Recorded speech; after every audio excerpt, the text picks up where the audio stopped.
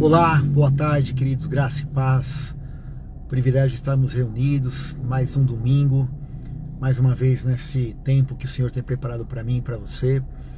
Hoje, por umas questões familiares, não estamos reunidos presencialmente, mas quero aqui já agradecer a compreensão dos irmãos, né? A nossa anfitriã também precisava ali tomar algumas resoluções, enfim, cuidar ali de alguns assuntos naturais, faz parte da vida, e a gente então quer compartilhar algo que queremos ser da parte do Senhor para cada um dos irmãos, amém? Gostaria de que lêssemos juntos hoje o texto de Neemias. Há aqui um grande ensinamento, alguns ensinamentos na verdade, é um texto conhecido. Neemias, ele era copeiro do rei Artaxerxes, ele era um homem que estava após um grande período de exílio. Ele depois fica sabendo que o povo voltou para Jerusalém depois de um tempo, salvo erro, 70 anos, mas não tiveram forças para a reconstrução dos muros da cidade. E sabia-se que quando os muros não são reconstruídos, há de fato um grande problema. Você fica suscetível a ataques, você fica suscetível a tantas situações, ainda mais uma cidade. Então ele vai e volta, e já pulando para o capítulo 6, do versículo 1 em diante, Neemias capítulo 6, queria te convidar a lermos de forma breve esse texto. Diz assim: sucedeu que, ouvindo Sanbalate, Tobias e Gesem, o árabe, e o resto dos nossos inimigos, que eu tinha edificado o muro, e que nele não havia brecha alguma, ainda que até este tempo não tinha posto as portas nos portais, Sanbalate e Gesem mandaram dizer-me: vem, vamos nos congregar juntamente nas aldeias no vale do Ono. Porém tentavam fazer-me mal. Enviei mensageiros a dizer: faça uma grande obra, ou estou numa execução de um grande projeto, de modo que não posso descer. Porque você cessaria esta obra enquanto ela deixasse e fosse ter convosco? E do mesmo modo enviaram a mim 4 vezes da mesma forma eu lhes respondi.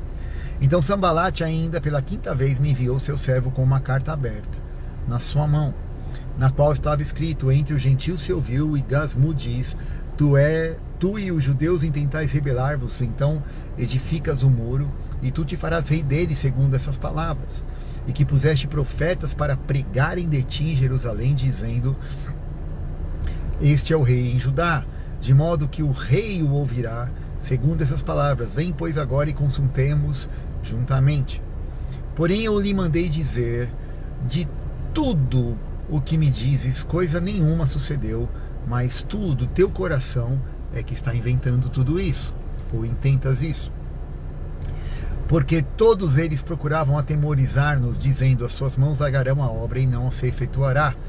Agora, pois, ó Deus, fortalece as minhas mãos. Vamos ler até o versículo 9 aqui, então. Esse pedacinho aqui de Neemias, capítulo 6. Então, Neemias está ali reconstruindo os muros da cidade. E ali foi algo que Deus, sabemos que foi um intuito de Deus para a vida dele, colocou isso no coração de Neemias. E Neemias, então, durante esse processo, realizando essa grande obra, havia ali os matadores de sonho que se estabeleceram, né? Sanbalate, o próprio Tobias e Gesem, um árabe, estavam ali indo contra, tentando demover Neemias do seu propósito, tentando destruir toda aquela convicção que Deus havia colocado, que o próprio Neemias nutriu no seu coração de cumprir um grande projeto. E ao tentar essas coisas, começaram a tentar intimidá-lo, a tentar fazer com que ele perdesse o foco. E esse é o grande ponto. Quando nós temos a convicção de que Deus nos levantou para realizarmos algo, e Ele nos levantou, Ele tem um propósito, Ele tem um projeto para a sua vida, para a minha vida. Quando nós fazemos isso, sempre vão se levantar coisas, ou pessoas, ou situações para tentar nos demover, tentar impedir que avancemos nesse projeto, que caminhemos a bons passos largos na construção, e tentaram então demovê-lo, fizeram ali já uma trama, mas uma coisa muito importante que hoje eu gostaria de focar é a palavra discernimento. Como Neemias teve discernimento, e é o que eu e você precisamos ter para a conclusão, para efetuarmos, para levarmos a bom termo o propósito e o projeto de Deus na minha e na sua vida. Neemias não se deixou demover, não olhou para a esquerda nem para a direita, manteve-se firme e focado. Eu estou aqui fazendo uma grande obra e não tenho tempo a perder com conversinha, ainda mais tendo discernimento, que era algo danoso. Mas o que é interessante é que são as coisas travestidas, são as questões que se maqueiam de pureza, de intimidade, de amizade até, de irmandade. Porque haviam pessoas, e você vai vendo que eles tentam primeiro intimidar, falar um monte de coisas, aí inventaram que ele queria ser rei, que ele tinha profeta, já encomendando profecias para ele mesmo, Neemias, se declarar rei. Ameaçaram levar esta mensagem para o rei Atarxerxes, que o liberou para fazer este projeto, que deu todos os recursos. Você vai ler aí, pode ler no capítulo 1 em diante, você vai vendo tudo aquilo que Deus foi preparando. Ele pediu um período de 12 anos de folga e o rei deu. Se não fosse a mão do Senhor adiante dele, quem daria 12 anos de férias para alguém? E aí então você vai vendo que estes homens que deveriam estar ali interessados, e você já vai entender por que deveria ser também interesse deles que a cidade se restabelecesse. Vamos lá, vamos continuar a leitura então do versículo 9, nós paramos no versículo 10. E entrando eu então, Neemias 6, capítulo 6, versículo 10. E entrando eu na casa de Semaías, filho de Delaias, disse o filho de Meetabel, que estava encerrado, que estava ali fechado, disse: vamos juntamente à casa de Deus, ao meio do templo, e vamos fechar as portas, porque eles vão vir te matar, e virão de noite para te matar. E Neemias, ao ouvir isso, o homem era profeta, começa a falar: vamos lá para o templo, vamos se esconder e tal. E Neemias responde no versículo 11: porém eu disse, um homem como eu fugiria? E quem é como eu que entre no templo para que viva? De maneira nenhuma. No versículo 12: e percebi, outra vez, discernimento, percebi que não era Deus quem o enviara, mas esta profecia falou contra mim, porquanto Tobias e Sanbalate o haviam subornado. Uau! Para isto subornaram, para me atemorizar, e para que assim fizesse e pecasse, para que tivessem alguma causa para me infamarem e assim me vituperarem, jogarem areia no ventilador, para não falar outra coisa, né, e mancharem a reputação e tudo mais.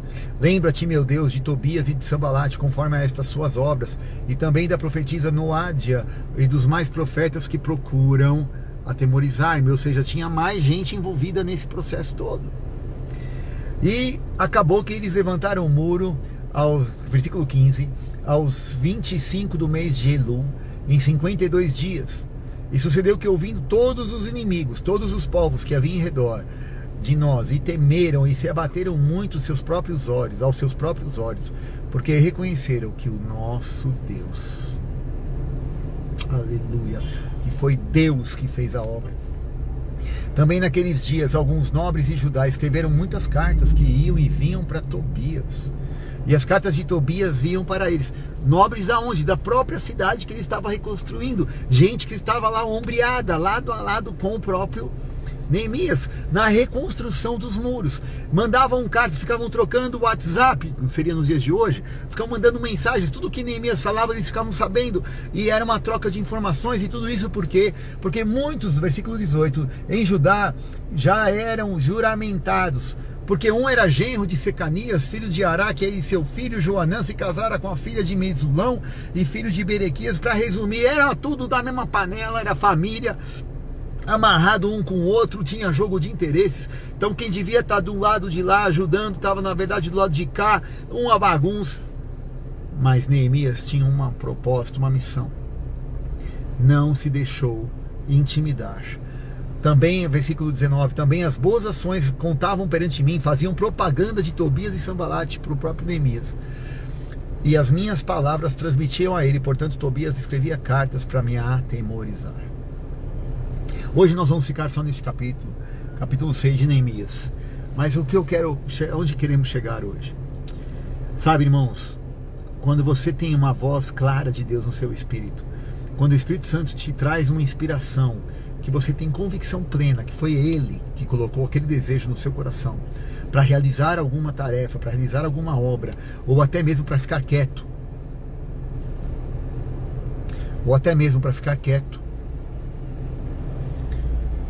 você deve fazer o quê? Manter-se nessa posição. O inimigo vai vir travestido de muitas formas. Vai usar inimigos para te afrontar, para te ameaçar, para injuriar, para inventar calúnias a teu respeito. Vão dizer que você isso, você aquilo, vão mandar relatórios negativos, vão envolver pessoas que estão sobre que você responde à liderança, vão inventar calúnias, vão colocar a tua honra em xeque, vão medir você como eles são.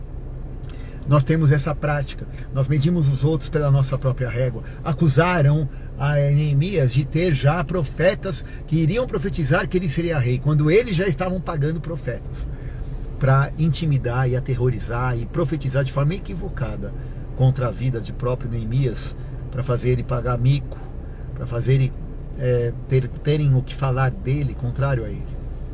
Mediram a própria régua na medida que eles mesmos agiam, estavam imputando aos outros. É o que as pessoas geralmente fazem: se eu minto, eu vou achar que todos mentem.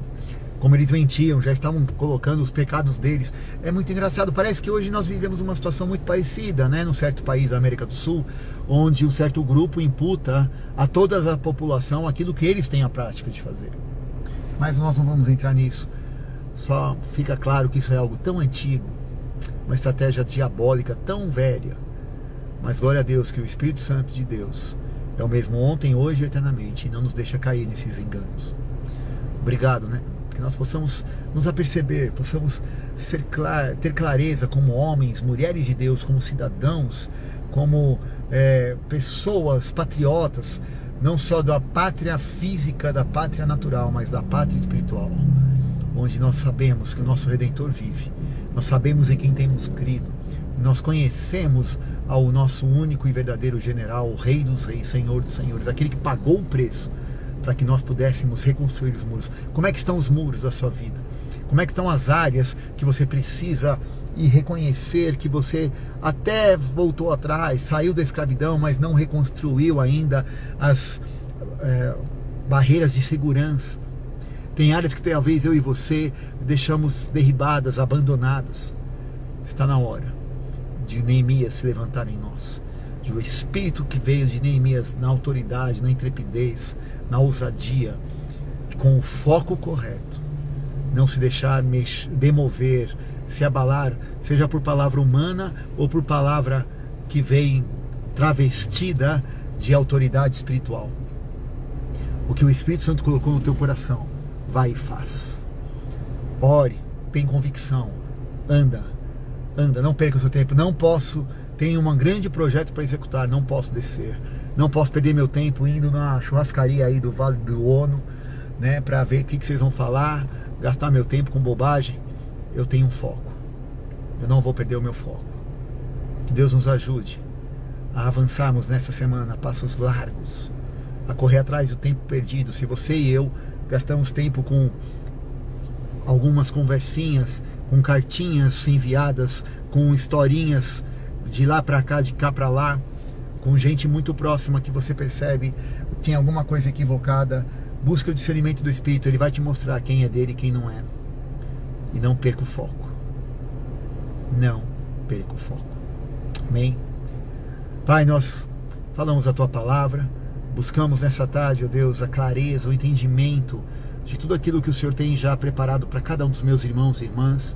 E em nome de Jesus Cristo, eu peço que o Senhor, ainda que haja Sambalates, ainda que haja alguns Tobias, ainda que haja alguns Gesem, ainda que haja alguém ou outras pessoas pagas, ou profetas, ou não importa quem, mas que apenas e tão somente a tua voz nos guie, apenas e tão somente o teu Espírito Santo nos conduza a bom termo, para focados alcançarmos, olhando para Jesus, o autor e consumador da nossa fé, avançarmos, reconstruirmos as seguranças das barreiras, da armadura do Espírito Santo nas nossas vidas, protegendo as áreas que nos são preciosas e sensíveis, preservando o templo do Espírito que somos nós, trazendo a Ti, Senhor, a bom termo a missão que o Senhor nos confiou, em nome de Jesus, Senhor. Que o Senhor retribua a cada um segundo as suas obras, diz a Tua palavra. Que o Senhor tenha misericórdia de cada um de nós, a começar por mim. Que o Senhor tenha misericórdia. Eu não peço, Senhor, justiça, eu peço misericórdia. Porque se eu pedir justiça, Senhor, pela Tua palavra, eu não sou justo. Estamos todos justificados em Cristo. Por isso, Senhor, que o Senhor abençoe a vida, a casa, a família, o intento do coração, a obra das mãos. Que o Senhor abençoe a cada um dos meus irmãos e irmãs. E que nessa noite, Pai, nessa tarde, eles tenham clareza de tudo aquilo que o Senhor tem dito, de tudo aquilo que o Senhor já tem falado, e que todas as cartas, todas as ameaças caiam por terra, e que sirvam apenas para uma coisa: fortalecer a convicção de que somos Teus, e esta obra é Tua, porque em tempo recorde as pessoas virão o que o Senhor vai fazer nas nossas vidas, não para nossa glória, mas para a Tua honra, poder e majestade sempre, eternamente, em nome de Jesus. Amém. Que Deus te abençoe, que Deus te guarde, que Deus te traga paz, que você possa manter-se focado, manter-se alinhado, não ouvir nenhum relatório que não seja aquele que está no teu espírito, vindo da voz de Deus para você mesmo. Amém? Um grande beijo, Deus te abençoe, até a semana que vem com a graça dele, em nome de Jesus.